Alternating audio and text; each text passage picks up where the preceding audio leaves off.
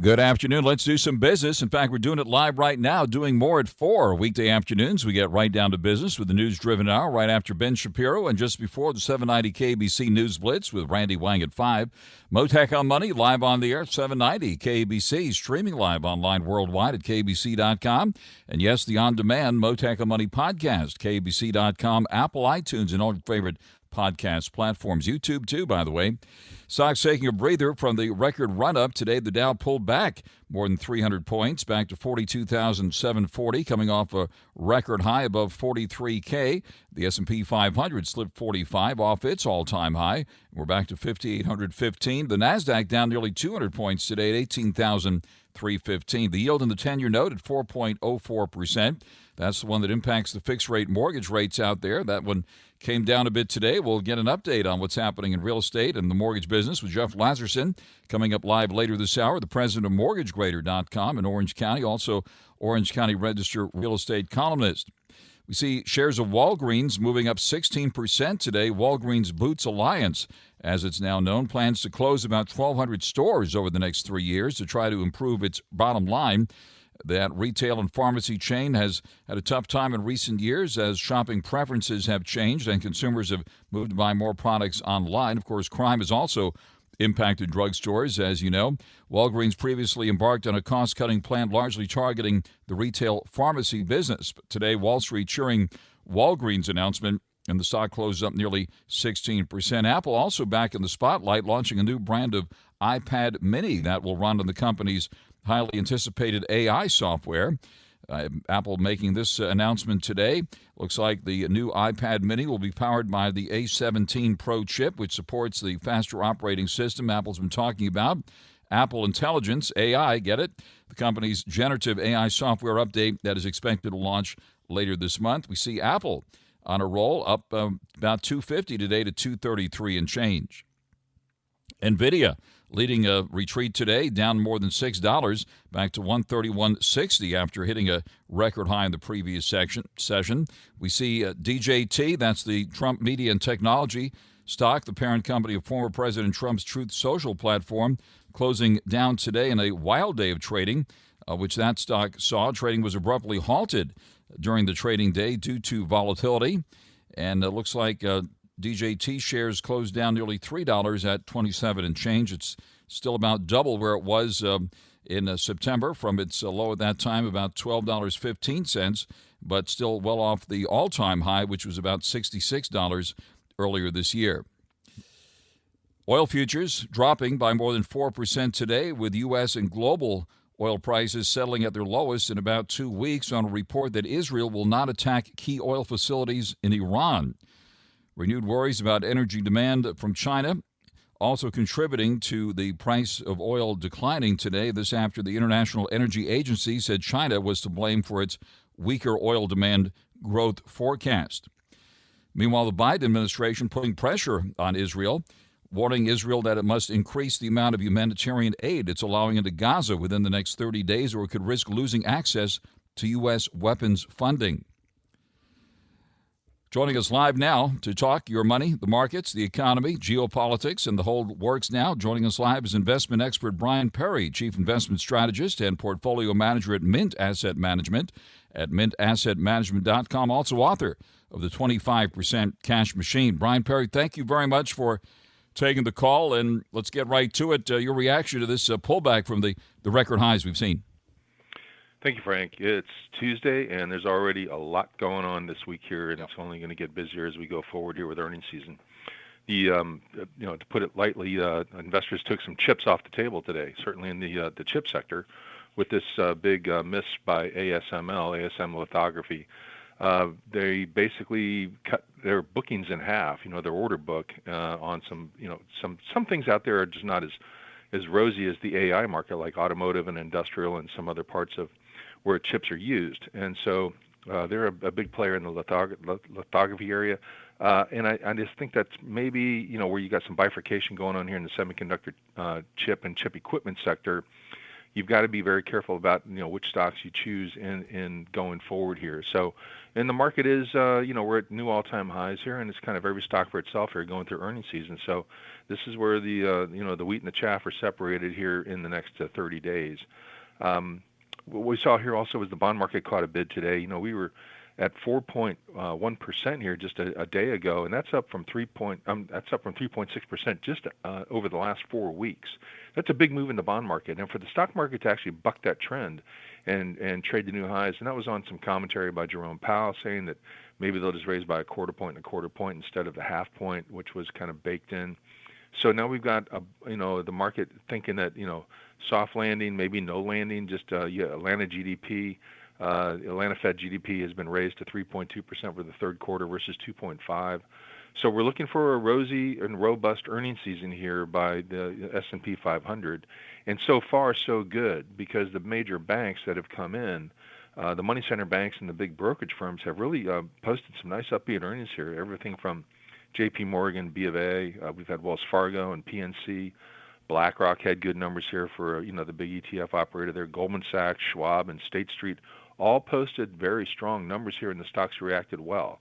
They've given some of that back today because we had a down session, but it's really good to see that sector get off to a good start, because normally the market has to make up lost ground when those stocks report. Usually it's not so hot. So we're off to a good start with earnings season here. And I think it's going to actually be an upbeat session, but how much of that is baked into the cake, we don't know until we see the stocks react on those earnings numbers here. On the downside, United Healthcare, UNH, which is a Dow component here, just really laid an egg here today. The stock got hammered on higher Medicaid and Medicare costs, and they're not getting reimbursed at the same levels, Frank. So you've got this margin squeeze going on here, and that really affected that sector quite a bit. So there's some pressure there. The New York Fed Empire Manufacturing number came out for today, and that was down to a minus 11.9 reading versus a 2.0 consensus expectation. So you've got some slowing there in the upper region of manufacturing in the Northeast. And as you noted, Walgreens Boots, has that turned higher here today. Here, that stock used to trade around almost $100 a share about 7 years ago. Today it trades at 10.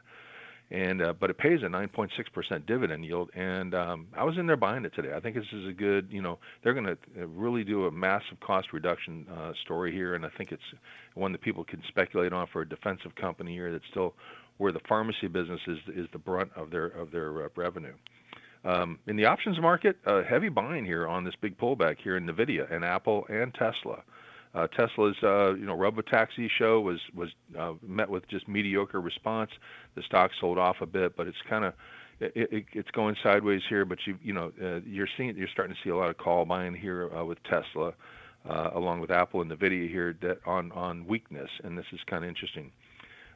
SoFi, which is in your neighborhood, Frank, that with the name of the stadium there up the road from you, or just down the road, it rallied 10% after Fortress Investment Capital, provided $2 billion for a platform for personal loans. And so the stock, has gone from 8 to 10 and change, and it looks like, that could pull back maybe to 8.5, where people should take a hard look at that, because that's a very strong online bank. They have no brick and mortar exposure there, so that looks pretty good.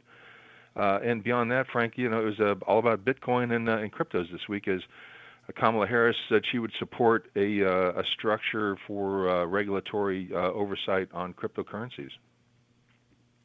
And we see Bitcoin, by the way, just below 67,000 here. Ethereum also moving up around 2,600 here.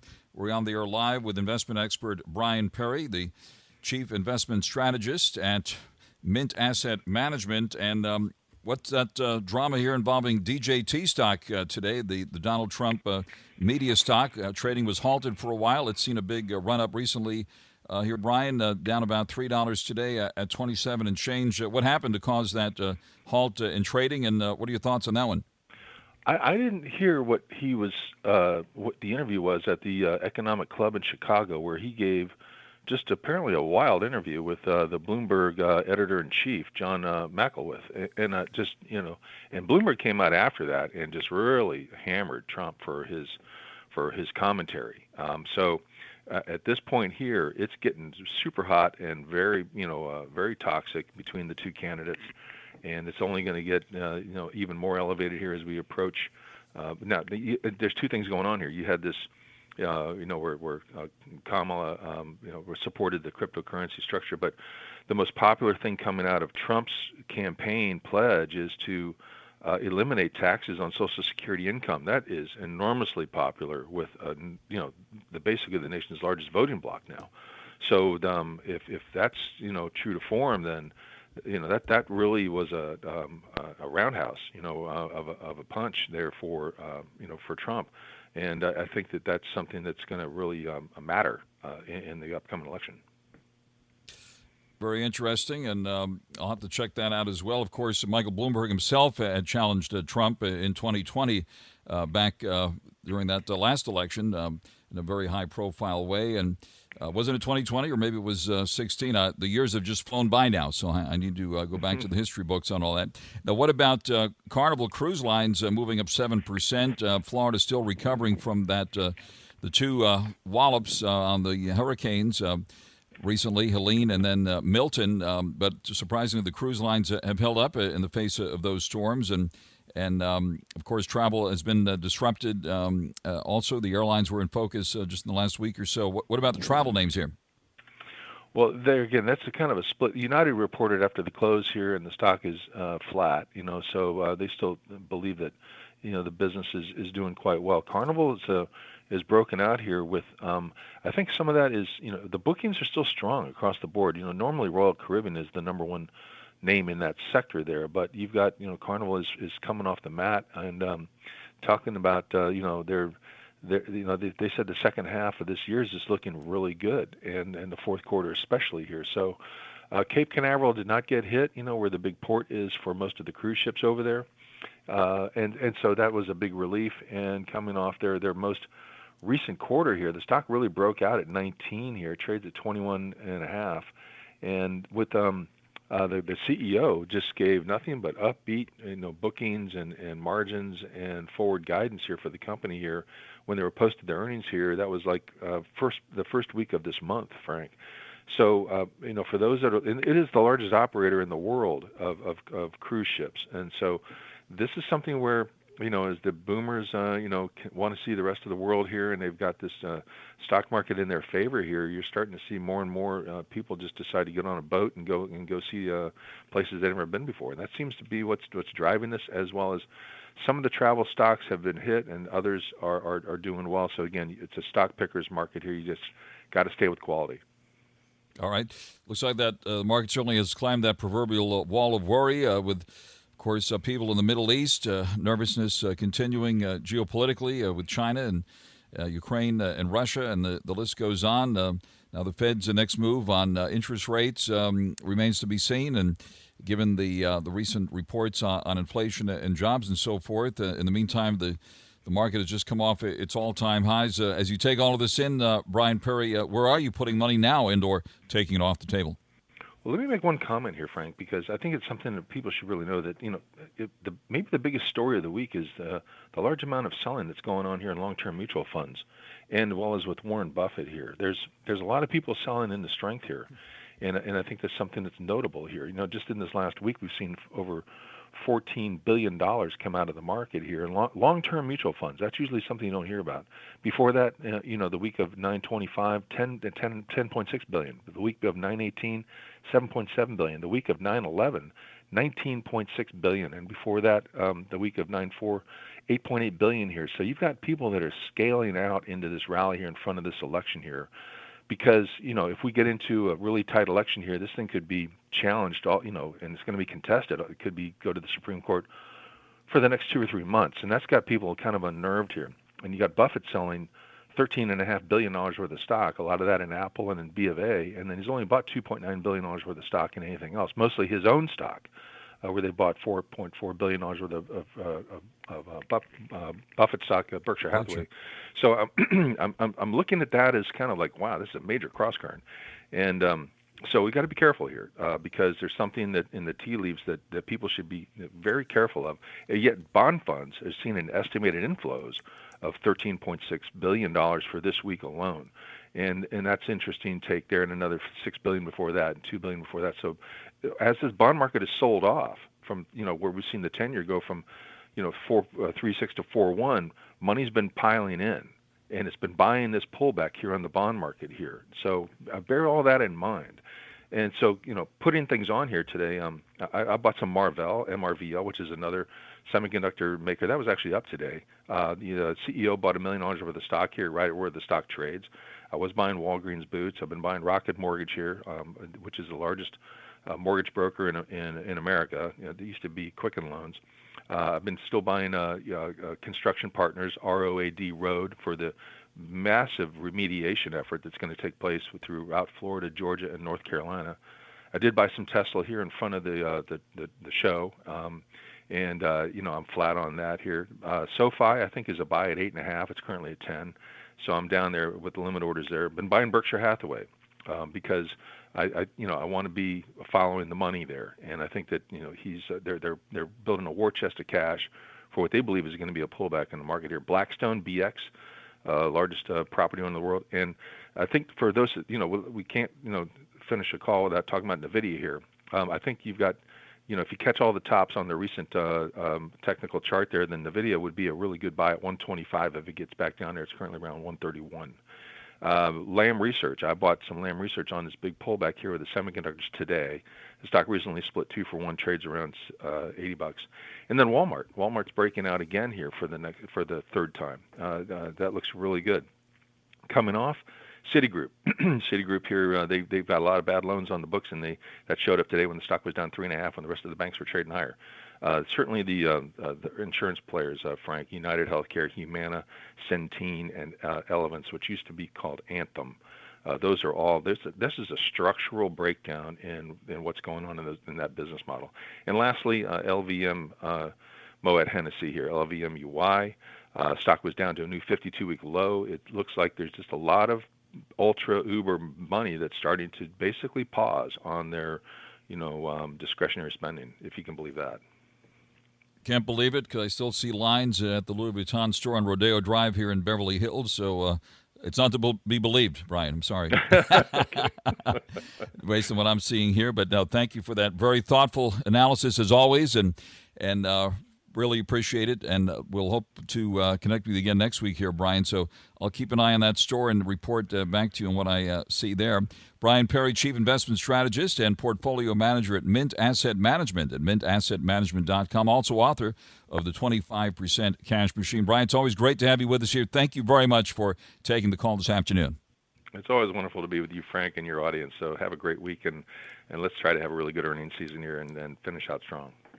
Yes, indeed. Wonderful, Brian. Thank you again very much. And right out to the freeways now on 790 KBC. Oh, what a night.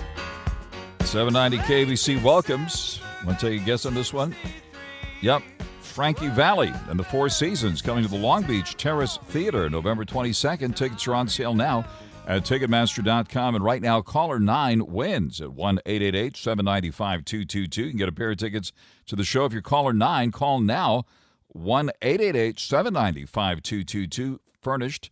Tickets furnished by Nederlander Concerts.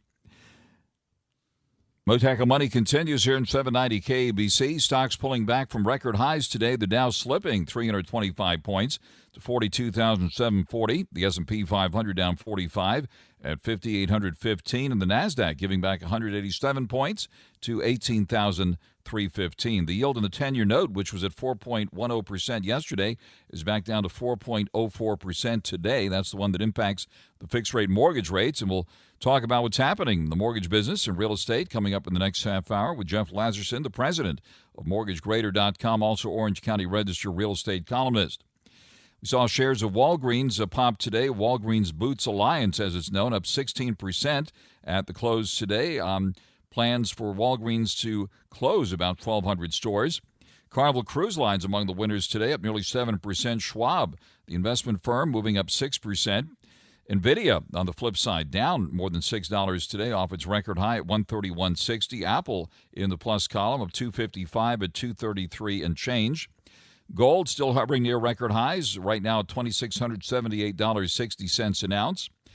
Bitcoin has seen a wild ride lately, down about $100 now at $66,000 800. Ethereum up about 30 at 2,600. Doge at the moment at 12 cents. And now the latest news here in 790 KABC. Mottek On Money continues here in 790 KABC. The car business back in the spotlight, given what's happened here recently with the big unveil of the robo-taxi by Elon Musk at Warner Brothers the other night here in Southern California. Tesla back in the spotlight. Also Detroit back in the spotlight. Former President Trump on the campaign trail recently promised to save the American auto industry during a speech at the Detroit Economic Club. And one of his new ideas, to make interest on car loans fully deductible.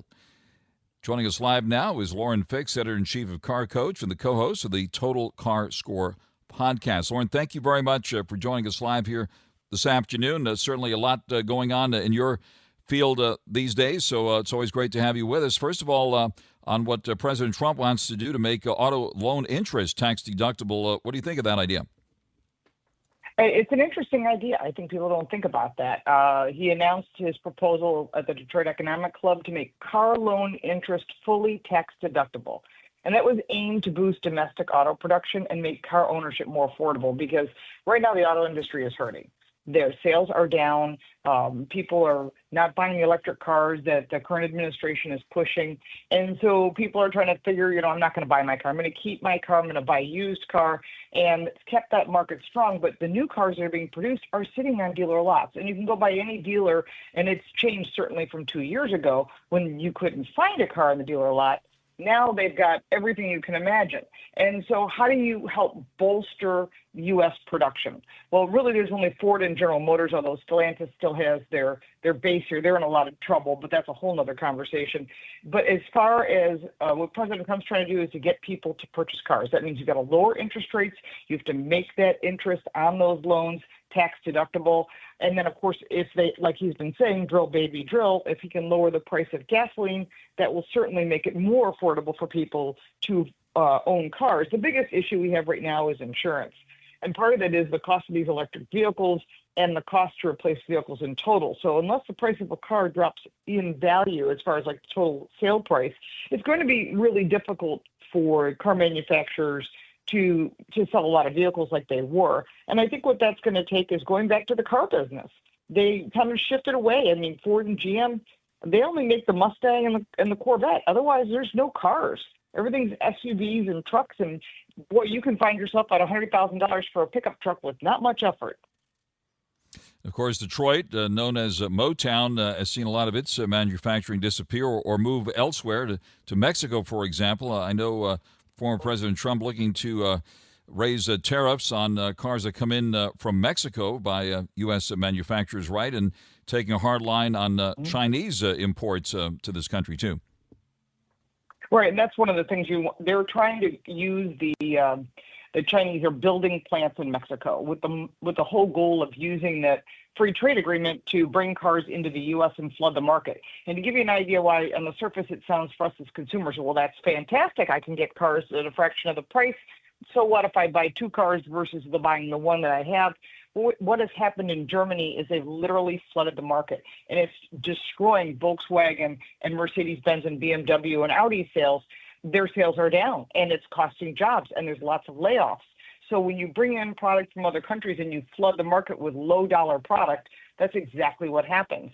So his goal is to have a tariff as high as 200% on vehicles imported from Mexico. So because he's already called it out, and of course no one knows what the election results will be, those plants in Mexico have been halted. They're waiting to see what happens in the election. If President Trump is elected, they will not produce anything further.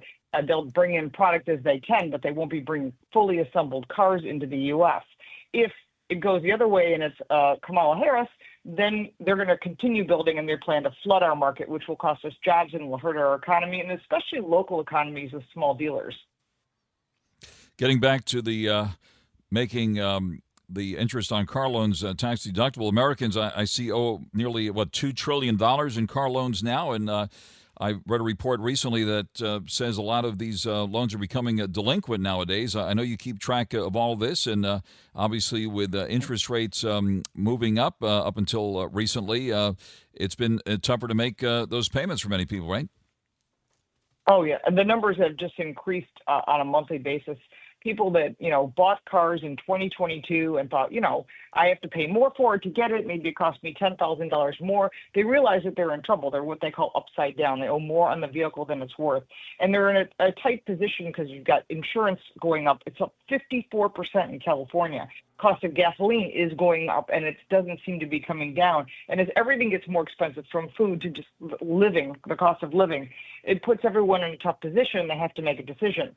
I need to turn the heat on in my home or the air conditioning. I need to pay, for my kids and take care of those things. So they tend to falter when it comes to their vehicles.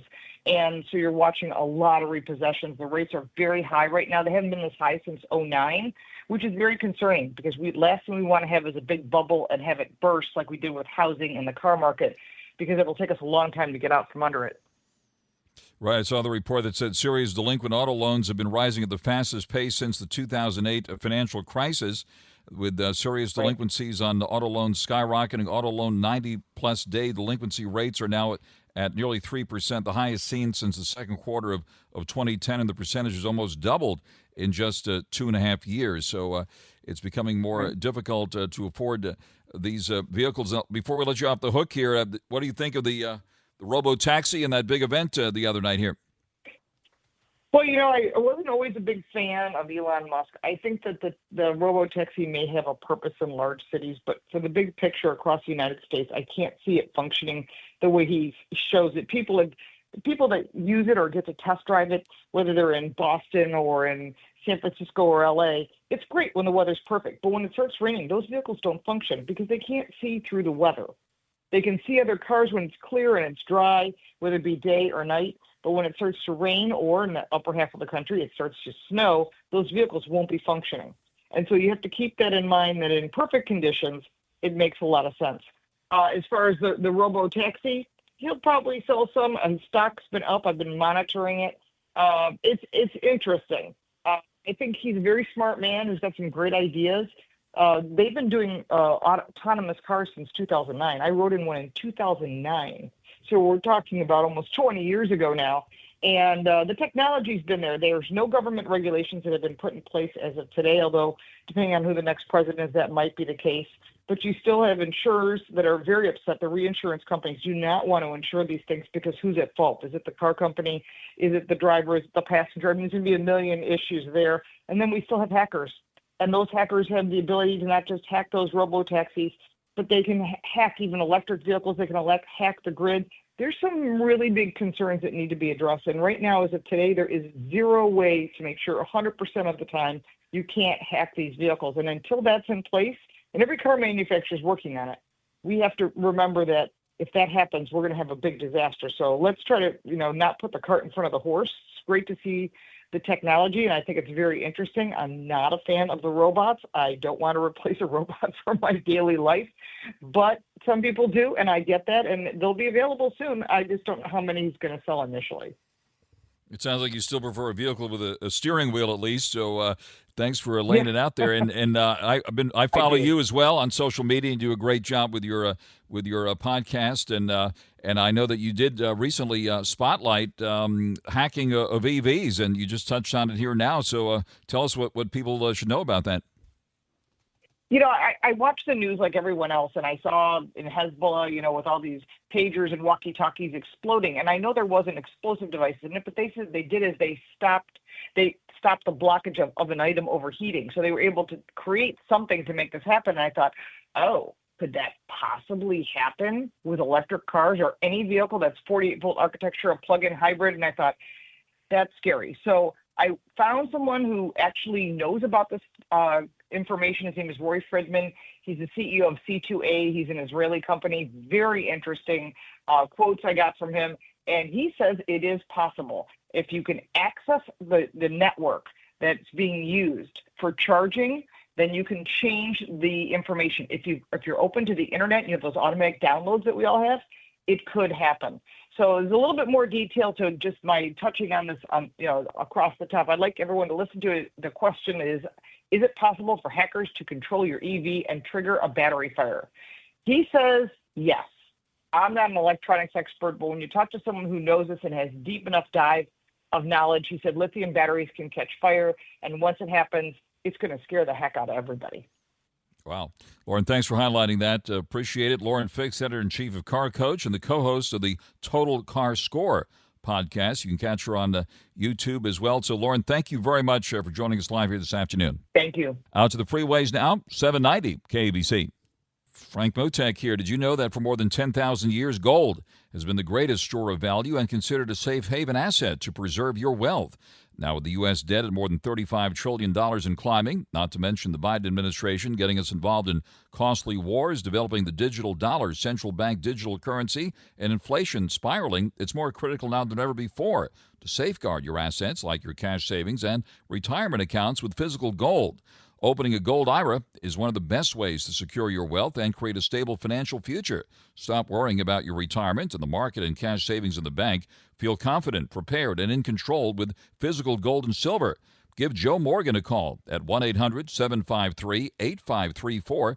Mention Frank Mottek, and you could get $1,000 worth of silver with a qualifying purchase. Again, the number is 1-800-753-8534 or visit UnitedGoldGroup.com. Mottek On Money continues here in 790 KABC. Availability and affordability continue to be the big issues in real estate here in Southern California. Lately, mortgage rates have ticked higher. Let's get the latest on everything here in Southern California, mortgage rates and real estate. Let's bring in Jeff Lazarson now, the president of MortgageGrader.com, also Orange County Register real estate columnist. Jeff, thank you very much for coming to the line this afternoon. Thanks, Frank. Indeed, rates did spike a bit in the last week or so. The 30-year fixed is at 5.99% at one point cost. The 15-year fixed is at 5.25% at one point cost, and that's up to $766,550. So for the high balance, at $766,551 to $1,149,825. The 30 years at 6.25% at one point. The 15 years at 5 5/8% at one point, FHA and VA 5 3/8%, and the jumbo is at 6 3/8%. All right, Jeff, where do you see the rates go from here? Well, I think they're going to come back down. I was really surprised that they moved up at all, especially since the Fed dropped the short-term rates a half a point. So I for the life of me, I don't know why the spike happened, but it did. And 3 weeks ago, the things were sort of cranking up again. And then this last week, when the rate spiked, it sort of got real soft. So it's really amazing how much of a direct, immediate effect it has. And I'm not talking about wide swings in rates. I'm talking about, an eighth, a quarter, 3/8. That's it. But it just sure causes people to run out and shop or not. Yeah. What's happening on the price front? Are we still at or near record highs here? And what's the outlook on prices? Yeah, so prices are still up there. The median price is still going up. The volume of sales, though, is going down. And I've been out at a lot of open houses lately, Frank, and the activity is in those well-priced homes, smaller cookie-cutter neighborhoods, like $1 million, $1.5 million, something like that. The higher end, not as much traffic.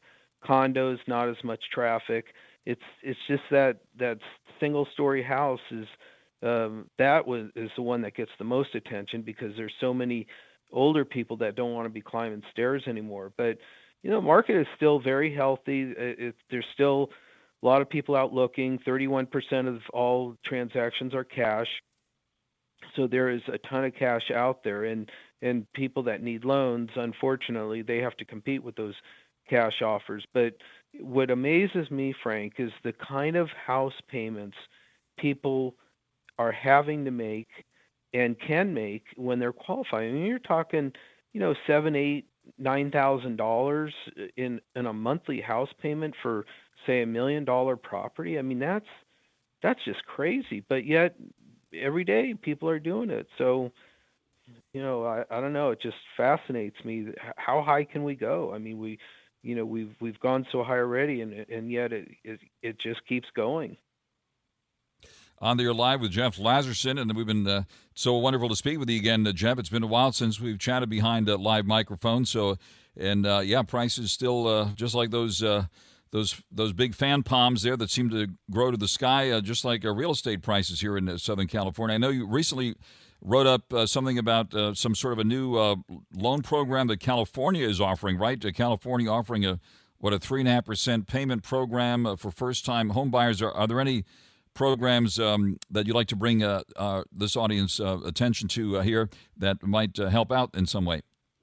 Yeah, so last week I wrote a column about it's really zero down. I mean, the state has given you a second mortgage for the down payment. You come in with nothing.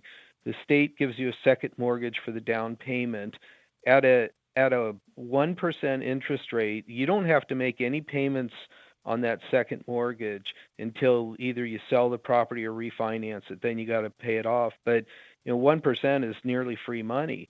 And so the beauty of it too is you can do a sales price almost up to $1.2 million. And the income cap, so the reason that this program is so good is they raise the income caps. The old loan programs with zero down and that sort of thing from the state, they had low income caps. So you could qualify, but it was for a shoebox. So now in LA, the income cap is $194,000. You cannot have owned a home in the last 3 years. Orange County, it's $255,000 annual income, and the Inland Empire, it's $193,000 annual income. So I was doing some calculations, and you could pretty much get to the top of that ring if you wanted to, that 1.2 million on that, say at least in Orange County for the 255 annual salary. You can go way up there. And one of the big problems, Frank, is that people just don't have the down payment. They have the income. They can't cobble together a down payment because rent's so expensive. And this is a really, really good program to get people into property. And it's not an equity share. You're not having to share any of your property appreciation with a state like that other program. So this is one that people should really be looking at if they want to get into home ownership. Wow.